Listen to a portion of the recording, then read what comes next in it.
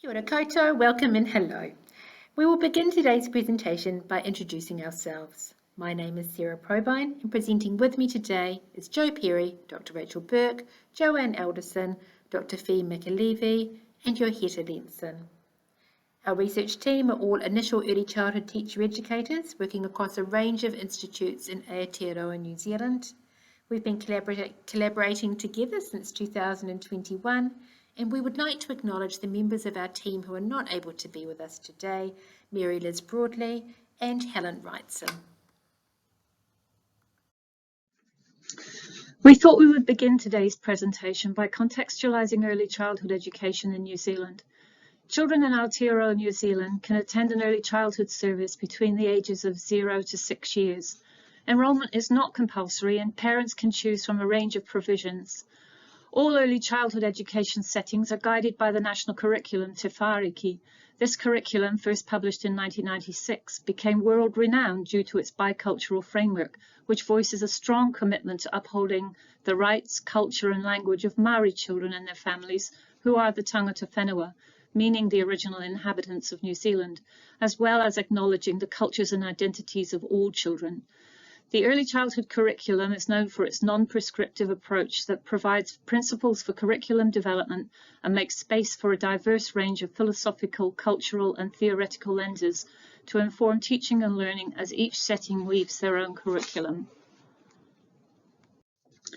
Despite the strengths of the curriculum, the early childhood sector in New Zealand has been significantly impacted by political, economic and social factors throughout the past 2 decades. The New Zealand Office of Early Childhood's annual confidence survey in 2022 suggests that the sector is in crisis. 3 times the number of participants suggested the government is going in the wrong direction than the 21% who disagreed. 63% also felt that things would worsen over the next few months, as opposed to 4% who did not. These are not hopeful statistics for the sector moving forward. Although the sector responded to the pandemic lockdowns with an array of innovative ideas, the current economic issues of high cost of living have added further to the demands on early childhood teachers, such as high ratios, administration and compliance demands, and also adding to the pressure on centres. This is reflected in the number of ECE teachers moving to primary teaching or leaving teaching completely. The government's recent budget has offered little to ECE to stop the current decline in standards and quality. Despite evidence that the ECE sector in New Zealand is currently in crisis, it is also a sector renowned for its resilience and its commitment to quality. Our research is focused on locating stories of quality with a focus on inquiry-based project learning in this context. Inquiry-based project learning is an approach where children are encouraged and supported to lead their own learning as they explore and discover answers to their own questions through exploration and dialogue with their peers and teachers. Children work collaboratively, often utilising the arts and other valued cultural tools.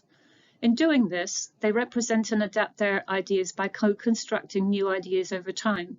Interest in children's inquiry-based learning has recently grown as more teachers in both the early childhood and primary sectors recognise its potential to foster children's curiosity and engagement in their learning. In New Zealand, a myriad of different theoretical and pedagogical approaches have influenced how teachers engage in this approach. One of the most significant international influences has been the Reggio Emilia approach, as one of the most influential aspects of this socio-constructivist approach has been children's collaborative inquiry-based projects. Whilst the pedagogical ideas of Reggio Emilia have been explored and reinterpreted by early childhood teachers for several decades, it has been argued that transplanting pedagogical ideas from one very different context to another without deep examination about what these ideas mean for the new context can create misunderstandings. Alcock and Ritchie also raised concern that looking further afield for pedagogical inspiration may overshadow homegrown possibilities, in particular a commitment to bicultural practice which Te Whāriki so strongly advocates for. Whilst the international resources examining inquiry-based project learning are numerous, little research in New Zealand has been conducted on how this approach has been interpreted in this context. This dearth of research in Aotearoa, New Zealand, has provided the rationale for this study. which seeks to understand more about the range of influences that have shaped how teachers work with this approach. We wonder what aspects of these influences have been most impactful. We've also examined how differing interpretations of inquiry-based project learning play out in the classroom and what this means for children's learning. It is our intention that this study will illuminate and extend understandings of this approach in Aotearoa, New Zealand. The project is positioned in an interpretivist qualitative paradigm and is underpinned by bioecological and sociocultural theories. These theories recognise knowledge is constructed and is influenced by a complex web of contextual factors, including relationships, interactions, cultural values, beliefs, and history. The methodological framework draws upon narrative inquiry, which supports our intention to seek the stories of early childhood teachers and communities and their experiences with inquiry-based project work with children. Phase 1, completed in 2021, comprised a survey distributed to all centres registered on the national database in New Zealand. 63 centres who use inquiry-based project learning as a teaching approach responded to the survey. Phase 2, which we are currently completing, gave us the opportunity to immerse ourselves in the experience of 6 early childhood communities across New Zealand and learn more about the unique context of each setting's environments, histories, and their inquiry-based approaches. We have observed inquiries in action and have interviewed each teaching team. During Phase 1, the research team worked collaboratively to analyse the questionnaire responses, identifying similarities and anomalies, as well as the depth and comprehensive nature of some responses. We are currently analysing the data collected during Phase 2. In contrast to the discourse evident currently in the media, reflecting a stressed sector in crisis, which has been verified by our own experiences as visiting lecturers who assess student teachers at a range of settings, a key finding from both Phase 1 and 2 is that inquiry-based project learning has the potential to foster an environment of well-being and sustained focus for both children and teachers. Our analysis suggests several factors that support such an environment to be fostered. These include established pedagogical approaches, time for teaching teams to develop shared understandings, an image of childhood where children are valued as theory makers, a focus on place-based pedagogy, and finally the quality of time, resources, and the physical environment. All 6 settings involved in Phase 2 have established core teaching teams that have been working together for some time. This has allowed for deep pedagogical discussions and for shared understandings to be established about the theoretical ideas underpinning their inquiry-based approaches and the pedagogical processes required to sustain an inquiry. At the settings with larger teaching teams, clear frameworks which offer guidance on how to establish an inquiry and processes for moving through the inquiry as it progresses have been developed. These frameworks help newer members of the teaching team to become familiarised with this approach and to ensure that there is consistency in their approaches with children. For example, the teaching team at Little Dove's Early Childhood Centre shared how they had worked to establish a framework for inquiry that makes explicit links with te whāriki and to utilise the curriculum as a tool to drive the inquiry. This careful work has enabled these teams to draw upon international approaches as inspiration, but also to interpret these ideas in terms of the context of Aotearoa, the curriculum, and their local contexts. We found the settings with smaller teams had also established clear pedagogical frameworks, in some cases over decades, although these were not as formally documented. These teams expressed how a stable team over the years fostered the growth and evolution of their pedagogical practices. At all 6 settings, children's theories, ideas, and interpretations are deeply valued, and these drive the inquiry process. For instance, at Little Dove's, a private early childhood setting catering for 2 to 4-year-olds in Auckland, the 2-year-olds were involved in an inquiry called the Curiosities of Acorns. The centre has a large oak tree in their playground, and the children had spent many weeks exploring acorns and developing clever strategies for manipulating them to move in different ways. Each new discovery was carefully documented and valued by the teachers, as Sonia explains here. We've broken it down so that we can celebrate the tiny. Sarah, the centre leader, added to this by explaining that the values of curiosity and exploration are equally important for the teachers. She said we need to recognise that teachers also want to stay curious, stay interested, be learning, be open to new ideas and new perspectives, rather than getting stuck in producing the same work day after day, year after year.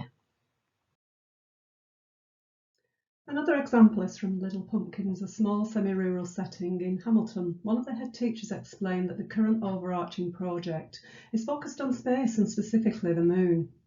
We observed the project in action involving 6 children aged 3 to 4 years old, where the children were exploring different materials which represented the moon, including asteroids, moon dust and craters. The children explained they were making the moon. Each child had a paper plate containing white flour, black sand and a range of glass marbles, glass beads, golf balls and table tennis balls. One of the teachers asked, "What happens if we drop this on the moon?" One of the children replied, "This is an asteroid and it makes big holes." The teacher drew on a range of open-ended questions to provoke children's thinking about their inquiry, as well as making connections to some complex conceptual and scientific ideas. These children were exploring through the senses whilst they delighted in trial and error at the happenings because of their inquiry involvement. Following the inquiry, the teachers discussed how such experiences provide opportunities to develop new vocabulary and foster to-a-carnitana relationships, which is where older children support the learning of younger children. Teachers also observed and reflected on evidence of schemas, for example, trajectory, container and enveloping. Relationships are woven through the essence of inquiry-based learning. Each early childhood setting spoke about the value of fostering authentic relationships with children and teachers and the benefit of having strong belief in the power of collaborative learning contexts. Olivia, the studio teacher at Papakura Baptist Kindergarten, explained that in small group environment, that inquiry-based learning encourages children to build and strengthen relationships with each other. She said it's wonderful to see children's excitement in working together, in generating and expanding ideas and building on each other's explanations. Likewise, the teachers at Ohomai, a setting attached to a tertiary institute in Tauranga, identified a number of benefits of the collaborative nature of inquiry-based learning. The teachers reflected on how children develop a sense of unity and common goals, often according to their particular interests, and that children learn to question and to see answers, which encourages a great deal of critical thinking. Therefore, children engage together through learning that is significantly meaningful to them. Collaboration is valued within the inquiry partnership. It is happening when children and teachers co-construct meaning together. Sarah at Little Doves explained, "I think we and the children are constructing this inquiry together. We negotiate it together." Also, Jackie from Papakura Baptist noted, "I think they are, that being children and teachers, creating themselves as learners while they work." So they're developing a kind of meta picture of themselves, how they learn best, who they can work with, the people that they can't work with. And finally noting there's a massive amount in it, she explained that when you look deeper at what is happening in an inquiry, you can recognise that a similar thing is happening for the teachers, she said. We learn more and more about ourselves, and here the togetherness counts. At each setting, the inquiries we observed were strongly linked to the local place and environment, and the value of kaitiakitanga, which is the notion of guardianship and care of the land. The importance of supporting children to connect with place is also a key tenet of Te Whāriki, which asserts that children should be supported to develop a sense of identity grounded in the understanding of their place. In doing so, they are more able to work with change and to look outward and be open to the perspectives of others. An example was the current inquiry at Pakuranga Baptist Kindergarten, where they have been exploring their local environment for several years. The children have been theorising about the creatures who live in the local body of water and have been representing this through their artwork in the studio. The teachers shared the local legend of Te Moko Ika Ahikawaru, an 8-limbed taniwha who fell in love with the local Panmure basin. One of the children arrived at kindergarten one morning with a plan to create a taniwha. His teachers responded immediately and supported him and a group of children to choose appropriate materials and create his plan. This project continued over the next weeks, ending in the creation of a stop-motion film recreating the legend about this taniwha. Rimu Kindergarten, the teaching team have made the decision to focus their inquiry on the local Ngāhere bush. The group ventures out to the forest each week, and the teachers began the inquiry by giving children time to explore and become familiar with this space. Over time, they recognised the children's curiosity and the traps that they had observed. This led them to connect with the local primary school and environmental group, and the children are now taking responsibility for refilling the ink traps that capture the small creatures' footprints in the bush, and they take great pride in taking care of this space. Whilst each of the settings involved in this research each prioritise time for inquiry each day, they do so in differing ways, some having a dedicated period and others weaving the inquiry organically throughout the day. At each setting, once children are immersed in their inquiry work, they are not constrained by a set routine. The length of inquiries that were the focus of our research all span significant amounts of time. At Pakuranga Baptist, the current inquiry has evolved over several years, and at Daisies, inquiries can last up to a year. Resources are plentiful, open-ended and continuously available for children to use, and traces of previous inquiries are strongly visible at some settings, ensuring that older children who move on from the setting and younger children who observe the work all know this work is deeply valued. The whāriki leaves space for each setting to weave a local curriculum that reflects its own distinctive character and values. The centres involved in this research have chosen to weave inquiry-based project learning as a key strand of their curriculum. It is evident that at these settings they are achieving a key aspiration of Te Whāriki, that children be kept at the very centre of their learning. Inquiry-based project learning is an approach built on the understanding that learning occurs through collaborative relationships and co-construction in a classroom culture where both children and teachers are equally valued as active contributors. We theorise that this emphasis is a key factor in enabling these communities to develop a pathway to creating environments of calm, focused learning. We found that the focus on place-based learning focused each community inward as children were supported to learn about their local place through a range of lenses, but also outward as each setting voiced a commitment to taking care of the environment, showing children that they do have the ability to make an impact on their worlds. Inquiry provided a shared focus and sense of purpose that every member of the learning community could contribute to each day. This is a significant finding given the complex challenges many families and early childhood settings are facing in the current climate. Penny et al., in their study of the impact of children attending ECE services in mitigating children's mental health issues, noted that maintaining teachers' mental health is also crucial, along with the quality of curriculum and the quality of the relationships within the setting.